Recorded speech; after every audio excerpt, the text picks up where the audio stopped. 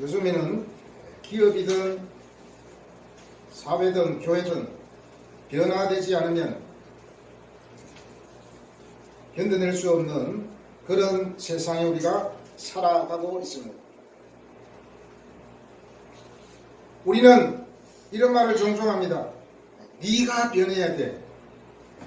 사실은 그렇지 않습니다. 내가 변하면 교회가 변하고, 내가 변하면 가정이 변하고, 내가 변하면 사회가 변합니다. 이것은 확실합니다. 요즘에 회사들이 추구하는 기업 경영 방침이 뭔지 압니까? 바로 가치관 경영을 합니다. 가치관 경영. 가치관 경영이란 기업이 가장 중요한 것들, 그 중요하게 생각하는 것들을 구성원들이 신념으로 받아들이는 것을 말합니다.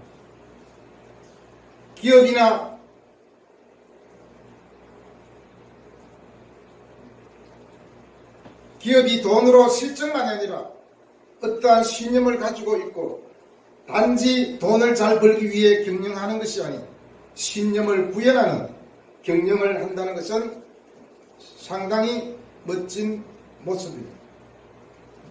그런데 그렇지 못한 기업도 있죠. 많은 가치 경영이라고 하는데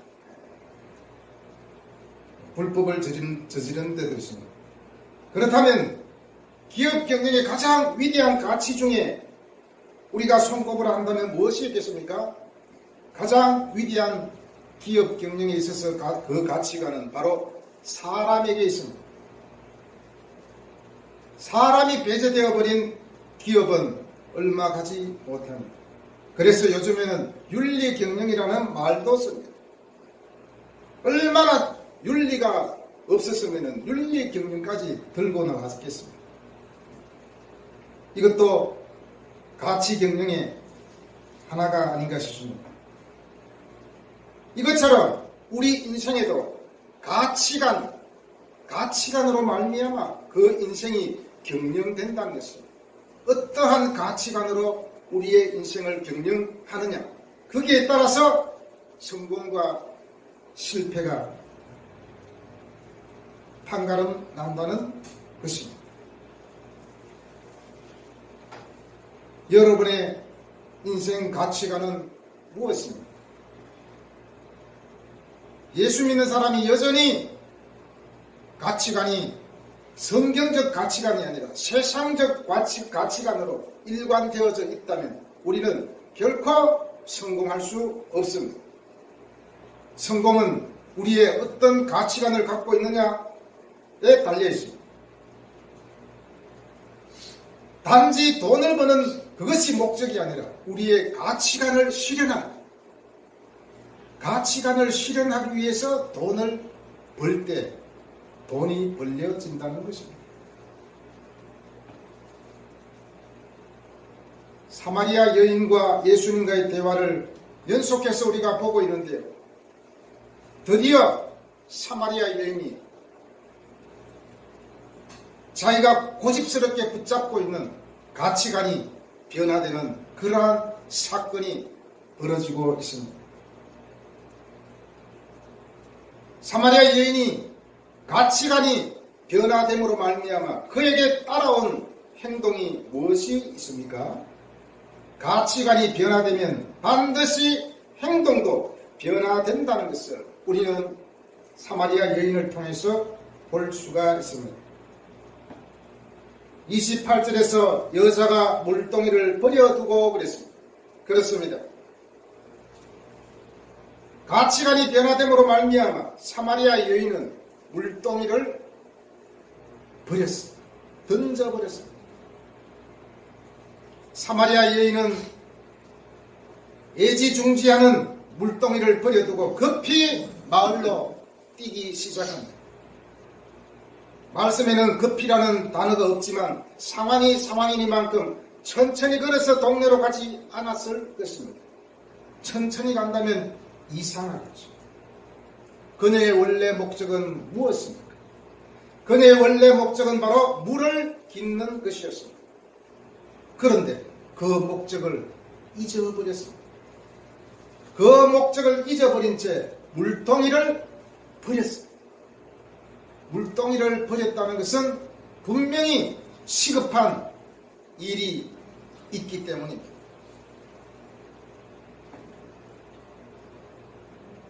여기서 버려둔다는 것은 무시하다, 포기하다, 떠나다라는 뜻이 함께 포함되어 있습니다. 사마리아 여인에게 물동이는 물을 나르기 위해서 가장 필수적인 도구입니다. 그 필수적인 도구를 내버렸다는 것은 그만큼 그것보다도 더 값진 것을 발견했기 때문이 아니겠습니까? 물동이를 잊어버릴 만큼 값지고 시급한 것은 바로 그녀가 메시아인 예수님을 만났다는 것입니다. 이제 그녀는 구원을 얻게 되었습니다. 이제 영원히 목마르지 않는 생수의 우물을 발견했습니다. 이것은 물동이와는 비교도 할 수 없을 만큼 귀하고 값진 것입니다. 그것은 바로 그녀에게 복음이었습니다. 우리에게도 복음입니다. 사마리아 여인에게 메시아를 만난 사건은 그녀에게 엄청난 감동이었고 충격이었습니다. 엄청난 감동과 충격이었기 때문에 당연히 그 마음에 변화가 생기기 시작했겠죠. 예수님을 만난 사건은 그녀에게 엄청난 감동이었고 충격이었기 때문에 그녀는 더 이상 물동이를 생각하지 아니하였습니다. 일단 영혼에 그리스도에 대한 확실한 지각이 생겨나면 일단 그를 알고 개인적인 구주로 받아들여지면 거기에는 이전의 육적인 마음이 몰두했던 것들로부터 돌아왔음이 당연합니다. 그녀의 마음은 이제 그리스도에게 머물러 있었습니다. 그리고 그녀는 전혀 우물을 생각하지 않았습니다. 생각할 겨를도 없지 않겠습니까? 이제 메시아의 영광이 그녀의 바로 목적이었습니다. 그녀는 이제 메시아를 알았습니다. 그리고 즉각 그녀는 다른 사람에게 그를 알리기 시작하였습니다. 사마리아 여인이 알리기 시작하는 것은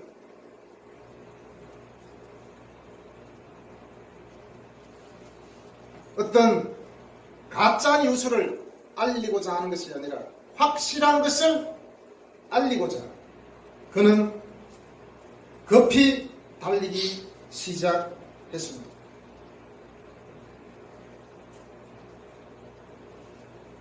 사실 예수 믿는 사람이 가장 불행할 때가 언제인지 압니까? 예수 믿는 사람이 가장 불행할 때는 예수 믿은 지 5년, 10년, 20년, 30년이 되었는데도 전혀 변하지 않고 오직 자기 중심으로 살아가는 것. 그것이 가장 불행한 일이 아닌가 싶습니다. 사실 예수 믿지 않은 사람은 대부분 자기 중심입니다. 그러나 우리가 예수님을 만나고 신앙을 갖게 되었을 때는 이타적인 삶이 됩니다. 내 중심이 아니라 하나님 중심, 또 다른 사람에게 우리가 눈이 돌아가게 되어 있습니다.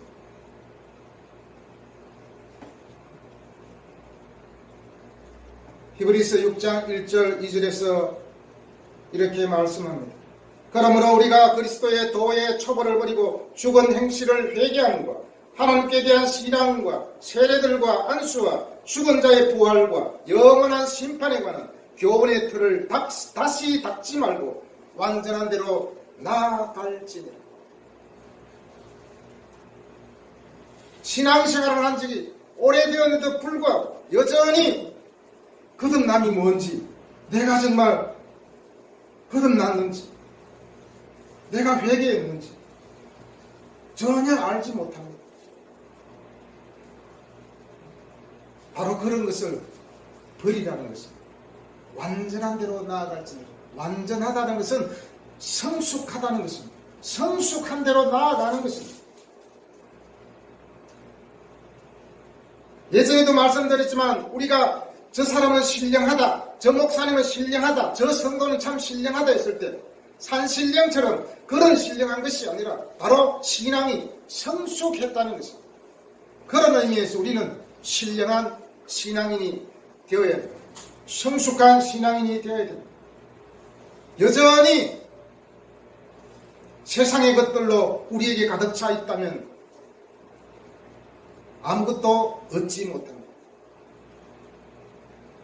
사마리아 여인은 메시아를 만났을 때 자기가 필수적으로 갖고 있어야 될 그 물동이를 잊어버리고 마구 달리기 시작했습니다. 누구를 위해 달렸습니까? 저 죽어가는 사마리아인들을 위하여. 내가 생명이 되신 예수님을 만났다. 나는 정말 생수를 만났다. 그러한 확고한 마음이 있었기 때문에 그는 사람들을 향해서 달렸습니다. 그 여인은 처음에는 철저하게 자기 자신에게만 관심이 있었습니다. 자기 자신에게만. 그러다 보니 사람들도 피하고 이웃이 없고 결국에는 물도 제대로 못 길어가지고 아무도 없는 땡볕 한낮에 우물가에 가서 물을 길러 오는 얼마나 비참한 삶입니다. 그렇지 않아도 힘들고 어려워 죽겠는데 사람 눈치 봐가면서 살아간다는 게 얼마나 비참하고 불행한 삶입니다. 그러나 그녀는 그 모든 것을 버렸습니다. 물동이를 버리는 순간에 그 모든 것을 버렸습니다. 왜냐? 변화되었기 때문입니다. 그리고 그는 사람들에게 외치기 시작했습니다.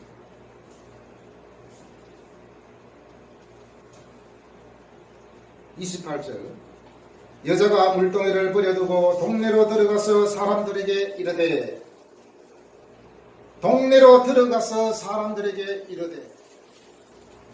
사람을 피해서 물을 길러러 온 그 부도덕한 여인이 사람을 향해서 달려가기 시작했습니다. 그리고 외쳤습니다.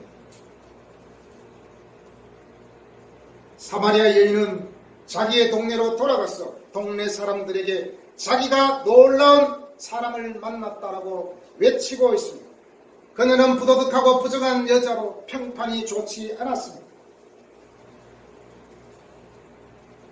그래서 그녀는 대인 기피증도 생겼습니다.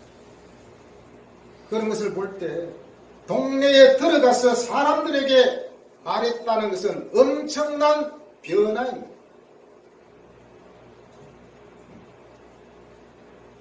원래 그녀의 마음은 어떠했습니까? 늘 죄책감과 부끄러움으로 동네 사람들과 어울리지 않고 늘 피해 다닌 그러한 여자였습니다. 그런데도 그 동네로 바로 직진했다는 것입니다. 직진. 아무것도 걸리지 않았습니다. 그냥 바로 직진했습니다. 부끄러움도 죄책감도 그의 엄청난 소식을 전하는데 걸림돌이 결코 되지 않았습니다. 그녀의 뜨거운 가슴은 물을 길어 들어가는 그 시간조차도 지체할 수가 없었습니다. 혹여나 예수님이 자리를 뜰까봐 급하게 동네 사람들에게 달려갑니다. 철저하게 이제 다른 사람에게로 마음이 향해져 있습니다.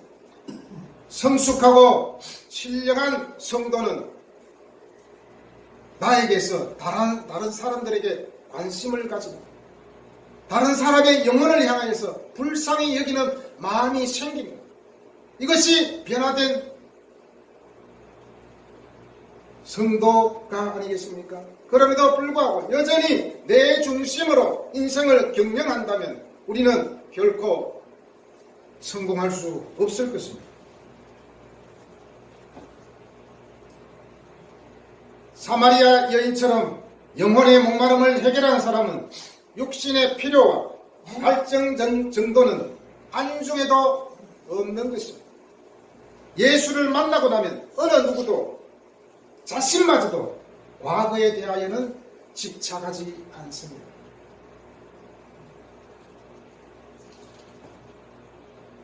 사실 예수를 믿게 되면 어느 정도 자기 자신이 보이기 때문에 자기 자신을 수용하고 받아들이고 인정하고 그리고 오픈하게 돼요.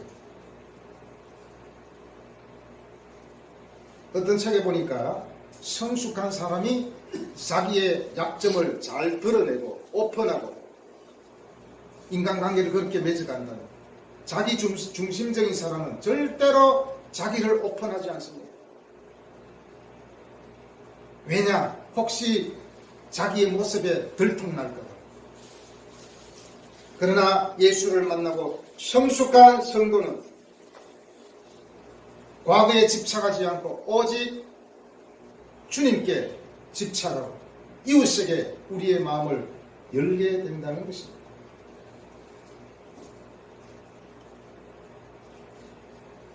나의 간절한 기대와 소망을 따라 아무 일에든지 부끄러워하지 아니하고 지금도 전과 같이 온전히 담대하여 살든지 죽든지 내 몸에서 그리스도가 존귀하게 되게 하려 하나니 이는 내게 사는 것이 그리스도니 죽는 것도 유익하니라. 사도 바울은 자신의 신앙 고백을 이렇게 했습니다. 살든지 죽든지 내 몸에서 그리스도가 존귀하게 되게 하려 하나니. 사마리아 여인은 오직 자기 자신, 사마리아 사람, 오직 자기 민족에만 관심이 있었습니다. 그러나 예수를 만나고 나서 자기 자신뿐만 아니라 다른 사람, 또 다른 사람들에게 아마 마음문이 열리기 시작했을 것입니다. 그러니까 자기의 부도덕한 그런 것도 이제 신경 쓰지 않습니다. 지금 내 상태가 중요한 거죠. 과거에 내가 죄 지은 것, 그것이 더 중요한 것이 아니라 지금 내 모습이 더 중요하겠죠. 여러분, 진정으로 예수님을 만난 사람은 자신이 만난 예수님을 다른 사람에게 전하고 싶은 마음이 물밀듯이 밀려온다는 사실입니다. 그녀가 구원된 지금 그녀는 자신이 만난 구세주에 대해서 다른 사람들에게 말하고 싶어 미칠 지경입니다. 빨리빨리 가서 말해야 되는데, 한마디로 그리스도의 사랑이 그녀를 붙들었습니다. 그녀는 이제 그녀 안에 그의 성품을 가지고 있습니다. 그러므로 잃어버림 받은 자에 대한 연민의 마음을 가지게 됩니다. 이제 그는 온전한 성품을 가졌기 때문에 잃어버린 그런 자에 대한 연민의 마음을 가지게 됩니다. 자, 우리가 예수 믿는 사람이 사람들을 향한 마음과 예수 믿지 않는 그런 사람들의 마음과 달라야 합니다. 어떤 사람은 저 사람 부자 됐으면 좋겠는데 저렇게 하면 잘 살 텐데, 이런 마음이 아닙니다. 저 영혼에게 예수가 들어가면 저 삶이 달라질 텐데, 내가 예수를 전해야 되는데, 그 안타까운 마음, 그것이 예수의 마음이고 예수 믿는 제자들의 마음이 아니겠습니까? 지 알아서 살겠지, 나는 내 갈 길 가야지, 이렇게 하는 마음은 아니죠. 비록 내 갈 길이 따로 있지만 그 영혼을 향하여 발걸음을 돌리는 마음, 그것이 변화된 사마리아 여인의 마음이 아니겠습니까?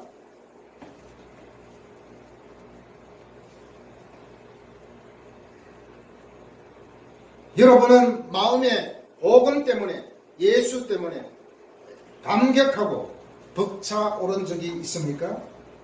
성경을 읽다가 감사의 눈물을 흘린 적이 있습니까? 아니면 성경을 읽다가 춤을 춰본 적이 있습니까? 예수 그리스도의 복음은 바로 이런 자를 통하여서 지금까지 전해졌습니다.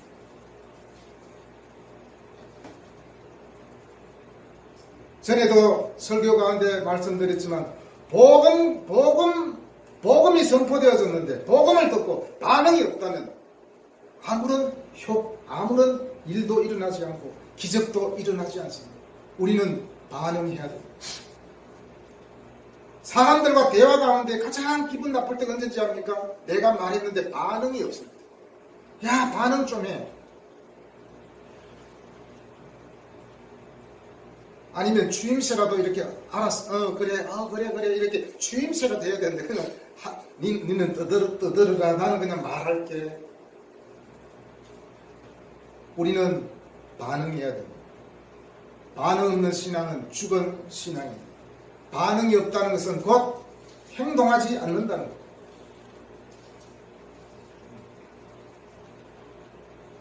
만약에 영업사원이 자신이 판매하고자 하는 제품에 대해서 잘 알지 못하고 상품에 대한 어떤 확신도 없고 신뢰도 못한다면 그 사람은 영업사원으로 끝입니다. 적어도 성공하는 영업사원은 그 제품에 대해서 확신과 사람들에게 소개해도 절대로 꿀리지 않는 마음이 있을 때 그 제품을 반드시 팔게 됩니다. 사마리아 여인은 사람들에게 달려가서 외친 말이 무엇입니까? 29절 읽어보겠습니다. 내가 행한 모든 일을 다 이는 그리스도가 아니오니. 네.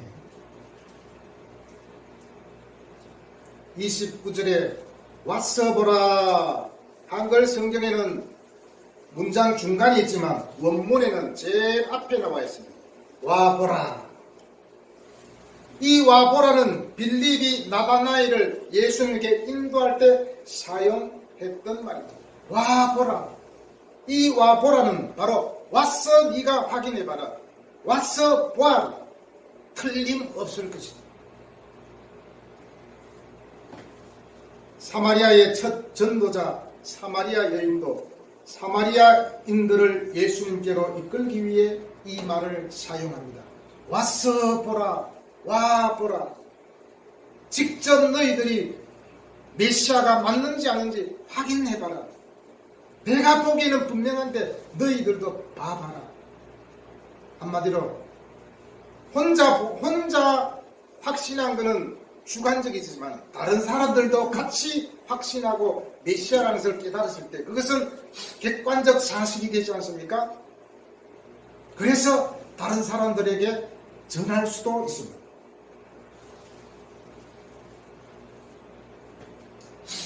왔어 보라는 것은 어떤 면에서는 새로 태어난 영혼이 사람들에게 하는 초청의 말이었어요. 그래서 이런 말도 있잖아요. 처음 예수 믿은 사람이 전도도 더 잘한다.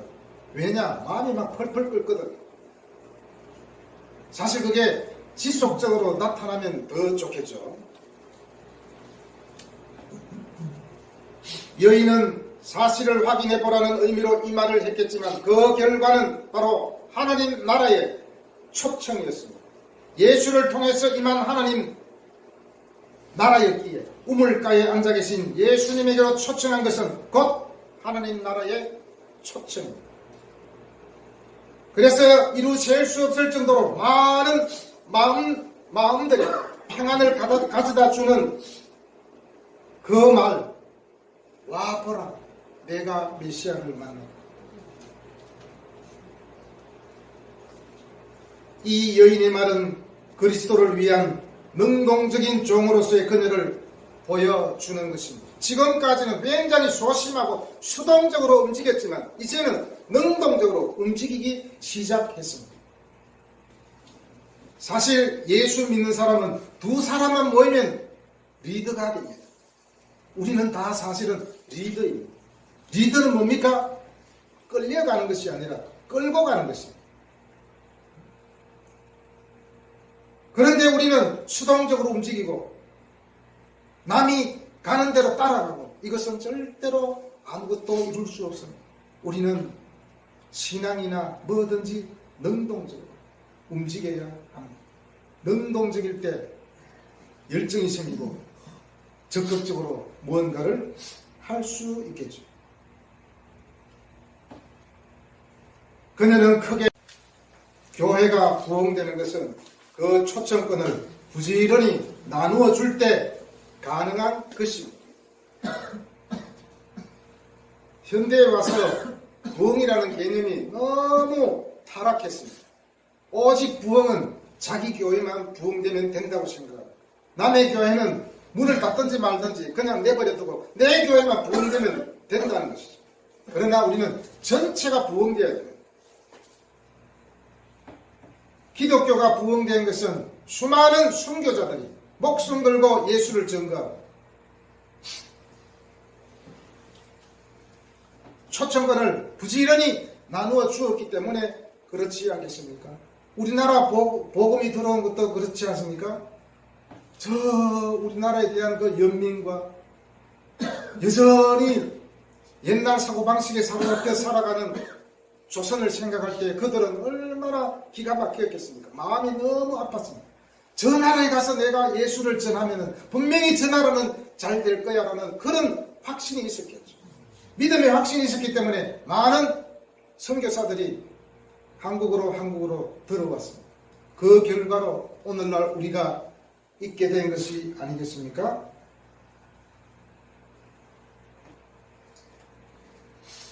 여러분에게 예수 그리스도를 통하여 변화된 흔적이 있습니까?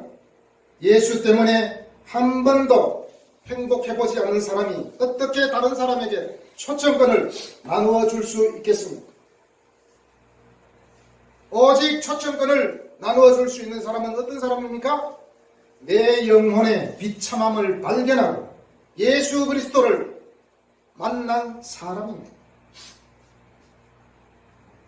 그 사람은 앞서도 말씀드린 것처럼 저 사람이 예수를 믿으면 새 삶을 살 수 있을 텐데 라는 영혼을 향한 불쌍히 여기는 마음이 생기게 되겠죠. 여러분 마음에 하나님의 나라가 임함으로 평화가 넘치고 예수 그리스도의 다스림으로 여러분의 마음에 기쁨이 충만하기를 바랍니다. 그래서 여러분이 경험한 하나님 주신 평화와 기쁨을 친구들에게 이웃에게 나눌 수 있기를 바랍니다. 기독교는 바로 나눔의 종교입니다. 그냥 물질을 나눠주는 것이 아니라 복음을 나눠주는 것입니다. 복음을 주기 위해서 물질과 함께 가는 것이죠.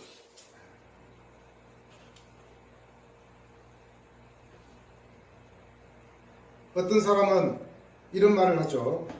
기업을 경영하는 사람인데 크리스찬인데 내가 기업하는 것은 부업이고 본업은 복음 증거하는 것이다. 한마디로 그 사람의 가치관이 우선순위가 뭔지 알 수 있겠죠.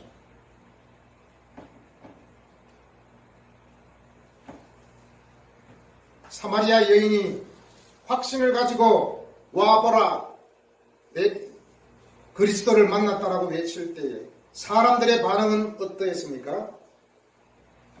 동네 사람들은 그 여인의 심정에 그와 같이 놀라운 변화를 가져온 것이 무엇인지 스스로 확인하기 위해 호기심을 가졌을 것입니다. 30절에 보니까 그들이 동네에서 나와 예수께로 오더라 그랬습니다. 그리고 39절에서 많은 사마리아인들이 예수를 믿었다고 했습니다. 그리고 41절에서 믿는 자가 더욱 많아 라는 내용을 보게 됩니다. 이것은 사마리아 여인이 전파한 소식을 듣고 예수께 나아오는 무리가 매우 긴 행렬을 이루고 있었다는 것을 미루어 짐작할 수 있습니다.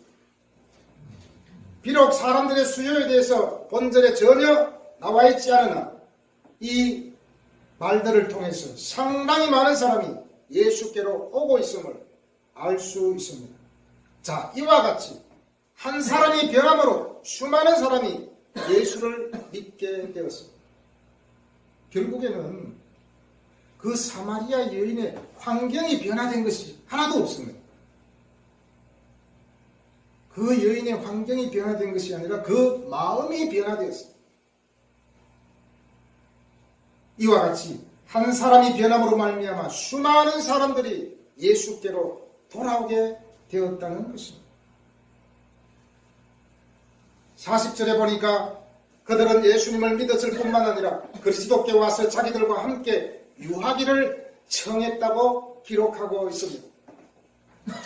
사마리아인들이 예수께 와서 자기들과 함께 유하기를 청하니 그들은 여인의 증언을 듣고 그분이 선지자라고 믿고서 찾아온 것입니다. 막상 만나보니 행색이 초라하고 가난해 보였습니다.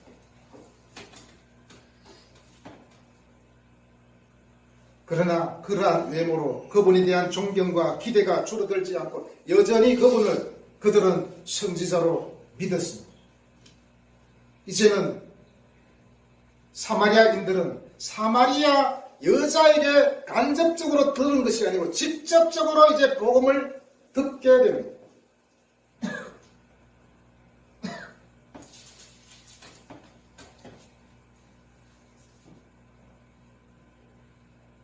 (39절)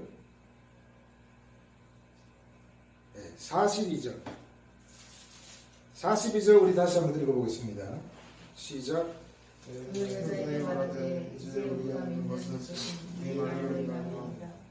이는 우리가 친히 듣고 그가 참으로 세상에 이를 줄 알리라. 네, 내 말로 인함이 아니니 이는 우리가 친히 들었다.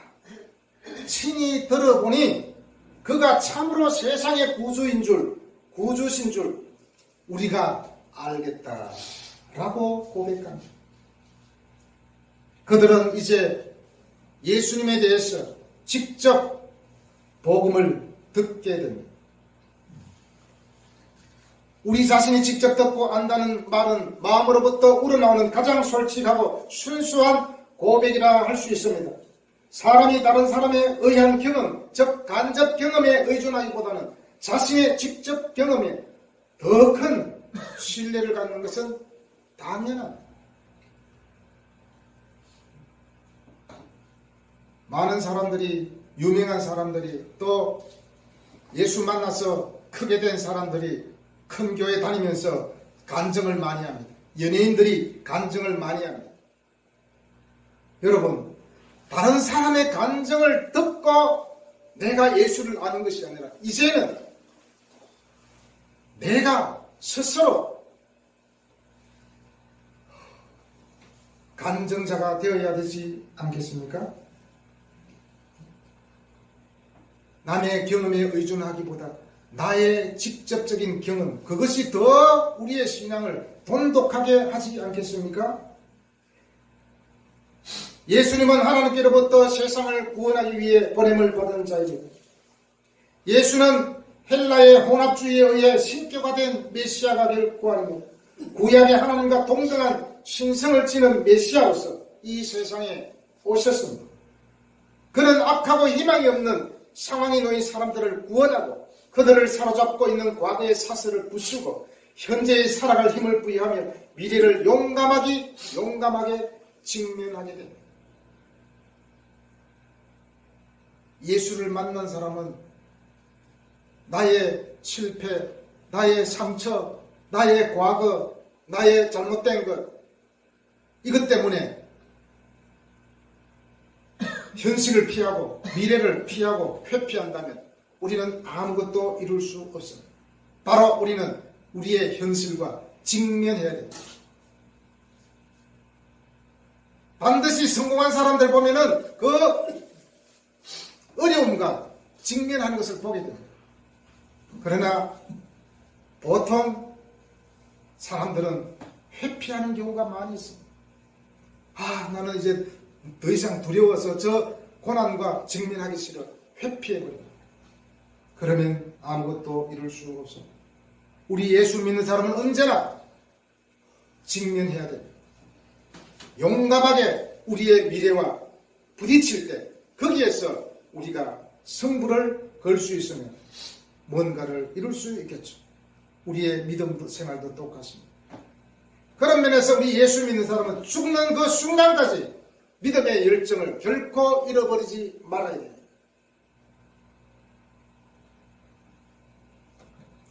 예수가 세상의 구주라고 하는 사마리아인들의 고백은 본장 전체를 요약하는 가장 중요한 단어입니다. 구주란 명칭은 그리스도인들에 의해 그리스도에게 적용되어졌습니다. 그들은 부활하신 예수를 구원과 영생을 가져다 주는 자로서 하나님의 대리자이며 하나님 나라의 중보자로 믿었습니다. 우리는 예수님을 통하여서 하나님을 보게 되고 예수님을 통하여서 우리는 신앙이 성장하게 됩니다. 다른 사람이 믿는 예수가 아닌 내가 믿는 예수 그리스도는 여러분에게 누구입니까? 예수 그리스도는 나와 무슨 상관이 있습니까? 내가 예수님을 세상의 구주인 줄 알고 예수 그리스도가 여러분의 삶을 변화시키는 힘과 원동력이 되시기를 축복합니다. 기도하겠습니다.